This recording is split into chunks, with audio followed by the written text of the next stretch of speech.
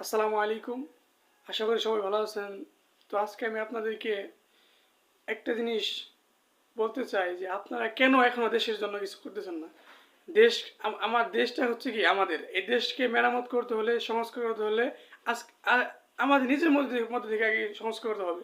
কারণ নিজেদের মধ্যে যদি সংস্কার না হয় এবং আমাদের সমাজ থেকে যদি সংস্কার না হয় তাহলে দেশটা কীভাবে সংস্কার হবে? দেশকে সংস্কার করতে হলে আগে নিজেদেরকে সংস্কার করতে হবে। নিজেদের বিহেভিয়ার ক্যারেক্টারিস্টিক্স, আমাদের সামাজিক ব্যবস্থাপনা এবং সমস্ত কিছু নিয়েই আমাদের পর্যালোচনা করতে হবে এবং সেগুলো দেখতে হবে ঠিকমতো চলতেছে কিনা এবং তাদের রাষ্ট্রীয় ব্যবস্থাপনা ঠিকমতো রাখছে কিনা এটা আমাদেরকে নিশ্চিত করতে হবে। কারণ আমাদের সম্পদ আমাদেরকে রক্ষা করতে হবে, এটা অন্যরা রক্ষা করবে না। আমাদের সম্পদ আমাদের নিজেদের দেশের মানুষকে রক্ষা করতে হবে। তো সকলকে এটা অনুরোধ জানাচ্ছি আমি।